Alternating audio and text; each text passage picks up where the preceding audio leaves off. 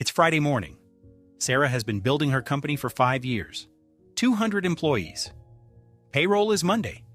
And the $4 million sitting in the business account, the one she's been protecting like it's her firstborn, is frozen. Not a glitch. Not a maintenance window. The bank is gone. And Sarah found out the same way you're going to find out about everything important in 2023 on Twitter. Before the government knew, before the news knew, a tweet. That's not a story. That's March 10th, 2023. Silicon Valley Bank. And it didn't take weeks. It didn't take days. It took 48 hours. Silicon Valley Bank wasn't a regular bank. It was the bank, the one that handled the money of roughly half of America's venture-backed startups. If you raised a funding round in the last decade, there's a good chance SVB was holding it. Founded in 1983, 40 years of business. 200 employees worth of payroll, gone in 2 days. Washington Mutual, which we covered last episode, took 10 days to collapse. SVB looked at that record and said, "Hold my term sheet." Disruption culture strikes again. So how does a 40-year-old bank disappear in 48 hours? It starts back in 2020. When interest rates were basically zero, SVB bought billions of dollars in long-term government bonds. Safe, boring, reliable. The bank equivalent of putting your money under a very large, very official mattress. Then the Federal Reserve raised interest rates 11 times in 18 months. Those bonds? Now worth significantly less than SVB paid for them. Billions in paper losses, sitting quietly on the balance sheet, hoping nobody noticed. Then in March 2023, SVB announced it needed to raise $2 billion to cover those losses. And here's what almost everyone gets wrong about what happened next. The bonds didn't kill SVB. The announcement did. Think about it this way. Imagine a restaurant puts up a sign in the window. "We might run out of food tonight." Do you wait to see if they actually do? No, you leave. Right now. You call your friend who is going to meet you there and tell them not to bother. They tell 2 other people. The restaurant, which might have been completely fine, is now definitely not fine. SVB put up that sign. And Silicon Valley left immediately. In one single day, customers tried to withdraw $42 billion from SVB. Not through lines outside a branch, not by calling a number and waiting on hold listening to jazz. Through wire transfers, forwarded on Slack, screenshotted on Twitter, copied on Signal group chats.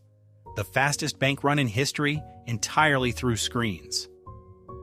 To put that in perspective, in 1930, a bank run required physically showing up, standing in a line, and hoping the person in front of you didn't take the last dollar.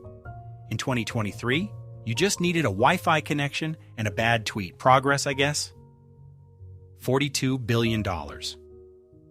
In one day, the entire bank had $209 billion in assets. Customers wanted 20% of everything in 24 hours. It was over before most people finished their morning coffee. Now here's the part that should actually bother you. Not everyone found out at the same time. A venture capital firm called Founders Fund, you might know them, they backed a small startup called SpaceX, sent an email to their portfolio companies recommending they move their money out of SVB before the bank announced anything publicly, before the news broke, before Twitter even knew what SVB was. Follow the incentive. Always follow the incentive. The people who sent that email had millions of dollars of their clients' money sitting in SVB. Of course, they moved first. That's what incentives do. They make decisions before you even realize a decision needs to be made. The system doesn't need to be corrupt to be unfair. It just needs to be wired in a way that rewards the people who are already inside it. And SVB's own CEO, Gregory Becker, sold $3.6 million worth of company stock 2 weeks before the collapse. The SEC opened an investigation. He probably had a very reasonable explanation. A completely innocent, totally coincidental, impeccably timed explanation. Probably. So let's be precise about what happened here. Some people got an early email. Some people had stock sale timing that, in retrospect, looks extremely unfortunate. And Sarah, with 200 employees and payroll on Monday, found out from a tweet. Now here's where it gets genuinely uncomfortable. Remember last episode? We made a graphic, we said it twice. $250,000 per depositor per bank. Above that, you are not protected. We were very confident. We had a color-coded card and everything. It was a very good graphic. Here's the thing. 93% of SVB's deposits were above the FDIC limit. If the rules applied as written, the majority of SVB's customers would have lost everything above $250,000. So, what actually happened? The government covered everything, every single dollar, including everything above the limit, which is, to be precise, not what the rules say. Why? Because SVB held the money of half the American startup ecosystem. Letting it burn meant thousands of companies, like Sarah's, couldn't make payroll on Monday. The Fed, the Treasury, and the FDIC looked at the rulebook, invoked something called a systemic risk exception, and decided, yes, but not today. The non-technical translation of systemic risk exception is, we made it up as we went. It worked. For most people. This time. And this is where the whole story finally becomes clear. Not 3 separate episodes, one story, told in 3 chapters. Chapter 1. The machine. Banks don't hold your money, they multiply it, lend it out 10 times over, and the whole thing runs on the assumption that most people won't ask for it back at once. The math works until it doesn't. Chapter 2. The fuel. What keeps the machine running isn't safety, it's trust. Remove the trust, even just the rumor of removing it, and the machine stops. Deposit insurance, central banks, bailouts, none of that exists to make banking safe. It exists to make sure you never have a reason to test it. Chapter 3. The speed. In 2023, trust moved at the speed of Twitter, $42 billion in one day. The machine shook, and the people running it rewrote the rules over a weekend to keep it going. Not for everyone. For the institutions connected enough to matter. SVB wasn't too big to fail, it was too connected to ignore. There's a difference, and that difference is who gets the exception and who finds out from a tweet.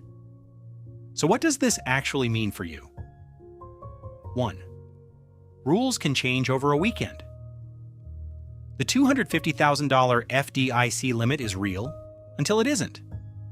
The government can go above it, but they decide who deserves the exception. In real time, under pressure. Don't build a financial plan around a rule that might get rewritten before Monday morning.